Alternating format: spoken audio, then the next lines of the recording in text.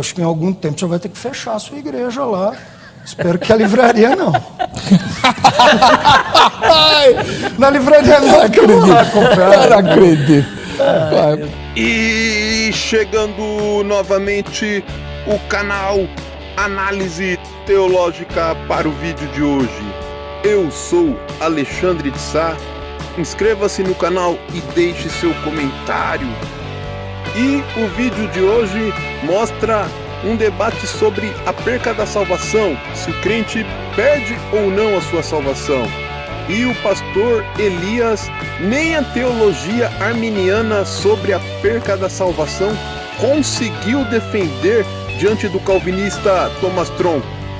E diga-se de passagem que para um arminiano clássico, como os pastores Carlos Augusto Vailate, a própria graça rejeitar a Deus. Leandro Quadros, o Espírito vai estar lá martelando. Até mesmo um assembleano como Elias, o pastor José Serafim. Deus quer que todos. Para estes pastores foi fácil defender a teologia arminiana, mas para o pastor Elias quase se torna um verdadeiro pesadelo ao ter a sua igreja e sua própria livraria colocadas à prova de sua teologia.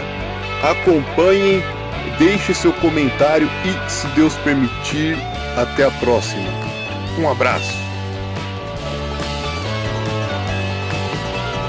Terminada a primeira rodada, cada um fez uma pergunta, ouviu uma resposta e comentou-a. Então vamos para a segunda rodada. Pastor Elias, sua segunda pergunta. Pois o tema é se o crente pode ou não perder a salvação. Parece que foi totalmente desviado o curso da questão, né? Tá lá.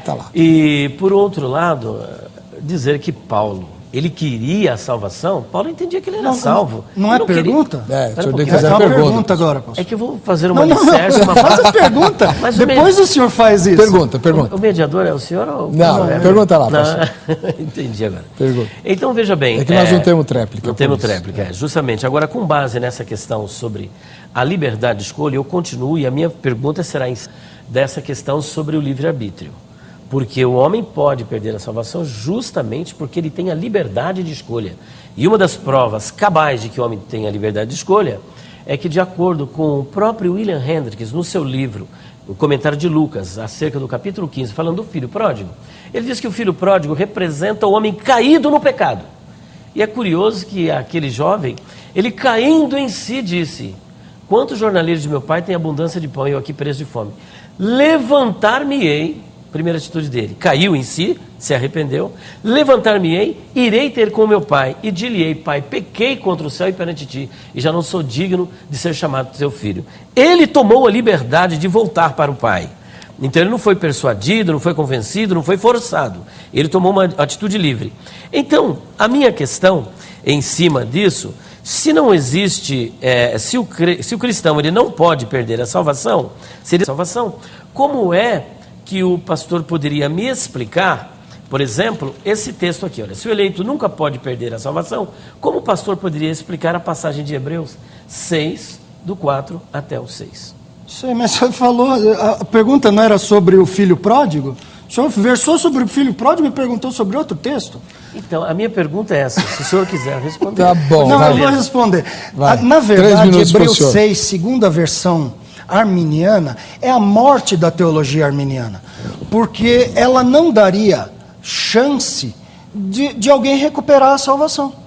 O que Hebreus 6 diz é que se alguém se afasta do Senhor, entendeu? E não cabe mais espaço para um novo arrependimento, de modo que não teria mais como acontecer isso. Se é isso, se a perda de salvação é o que Hebreus está ensinando, ela está ensinando que não se obtém de novo a salvação. O que acontece com todo mundo das igrejas?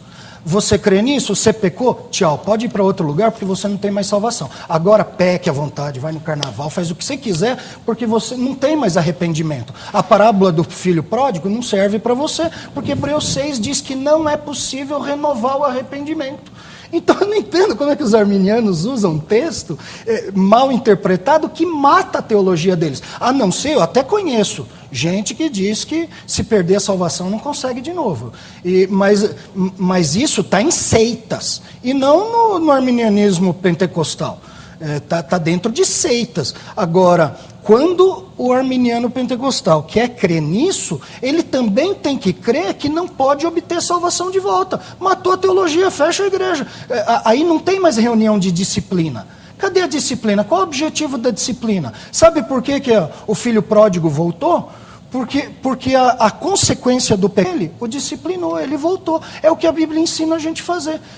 Vai a teu irmão e fala do pecado dele. Se ele reconhecer, ganhaste teu irmão. Se no final do processo ele não reconhecer, considera o gentio e publicano. Quando esse processo é aplicado sumariamente lá em 1 Coríntios, em 2 Coríntios, parece que eu já obteve o resultado positivo, porque tem um irmão lá a quem Paulo fala para os irmãos o seguinte: vão lá receber ele, confirmem novamente o amor para com ele, para que ele não seja consumido por excessiva tristeza. E o que vocês já perdoaram, eu já perdoei. Ou seja, ele se arrependeu e buscou perdão. Agora, que perdão existe se Hebreus 6 está ensinando que não existe? Se ele ensina que existe perda de salvação, não havendo restauração depois disso. O senhor crê que não existe perdão para perda de salvação, que o senhor crê? Porque é assim que Hebreus 6 vai obrigar a te levar a sua posição. Aí, não sei, eu acho que em algum tempo você vai ter que fechar a sua igreja lá. Espero que a livraria não. Na livraria não, que eu vou lá comprar. Não acredito. Pastor Elias, 3 minutos para o senhor comentar. Pastor, olha, a teologia arminiana. Em primeiro lugar, sabe por que o filho pródigo teve perdão? Porque logo no início, o próprio William Hendricks, no capítulo 15 de Lucas, no seu comentário exaustivo, exegético, ele diz que o filho pródigo representa o homem caído no pecado e não um salvo pecador. E o que Hebreus está tratando não é de um homem caído no pecado, são de pessoas que uma vez foram salvas, vieram do judaísmo. Nós devemos analisar a epístola aos Hebreus à luz do contexto. Pessoas que pertenciam ao judaísmo e dependiam da lei para poderem serem salvos, mas ouvindo a palavra de Cristo, foram salvas. E depois, por pressão, estavam voltando. Alguns negaram a Cristo deliberadamente e outros estavam prestes a negar. E a carta aos Hebreus é para trazer advertência. Diga-se de passagem, nós temos 6 advertências do perigo da queda na epístola aos Hebreus. Agora, só para nós trabalharmos um pouquinho, espero que dê tempo, o contexto histórico nós já apresentamos. Aqueles que uma vez foram iluminados. Em primeiro lugar, esta expressão, uma vez, ela vem do grego rapax. E rapax significa de uma vez por todas. O quê? Foram iluminados. Agora, o que significa ser iluminados? A palavra grega vem de fotistentas, emitir luz ou brilhar. Faz referência àquela operação do Espírito Santo, pela qual os homens são despertados para a consciência do pecado e a necessidade da salvação. Segundo ponto que ele diz, provaram o dom celestial. Primeiro, eles foram iluminados, que é a primeira coisa que acontece na vida do pecador. Ele é iluminado, e é uma iluminação que é oferecida a todos. Segundo, provar o dom celestial, que é o dom gratuito de Deus, que é a vida eterna por Cristo Jesus. O verbo provaram, que é geusamenos, provaram não no sentido de apenas experimentar. Veja que Hebreus 2,9 diz que Cristo provou a morte por nós. Ele não apenas experimentou, ele morreu verdadeiramente, de fato, por nós. Terceiro ponto, eles se tornaram participantes do Espírito Santo. E quarto, isso significa o quê? A consciência da comunhão em uma existência mais vasta, a habitação do Espírito. Outros sim, provaram a boa palavra de Deus, ou seja, desfrutaram da plenitude da vida nova e abundante, e os poderes do mundo vindouro, a vida eterna, numa visão escatológica. Então veja que os particípios fotistentas foram iluminados, geusamenos provaram, e genetentas se tornaram participantes, estão no aoristo, no passado. Significa que a ação foi concluída, essas pessoas foram salvas. Ele diz que é impossível que as pessoas que tiveram essas experiências e caíram sejam novamente renovadas para o arrependimento. Porque seria necessário que Cristo morresse por elas novamente. Pena que não vai dar tempo, mas eu trouxe aqui a Epístola aos Hebreus, comentada por Simon Kistemaker, só esse textinho, esse pedacinho, e vou concluir. Você vai ganhar mais 30 segundos. Para Pesontas, este composto no auriço do participativo ocorre uma vez no Novo Testamento e aparece na tradução da Septuaginta. É um sinônimo do verbo apostatar. Então, apostatou-se nesse sentido deliberadamente, não tem salvação. E o outro, anakeinitzen. O tempo presente é usado não o auristo, nesse infinitivo ativo, para expressar a ideia progressiva do verbo. Ele é introduzido pelo adjetivo adinaton e significa a impossibilidade de renovar o pecador caído. O verbo ocorre na literatura cristã em conexão com a regeneração e o batismo. Então eu tenho mais um calvinista aqui, e diga-se de passagem, muito bom, que está dizendo que as pessoas que deliberadamente se apostatam depois de serem iluminadas, ou seja, não tem salvação de novo. Veja bem, e ter essa experiência toda deliberada, é o que eu falei, não há como ser recuperado. Não é o irmãozinho que cometeu lá uma fraqueza.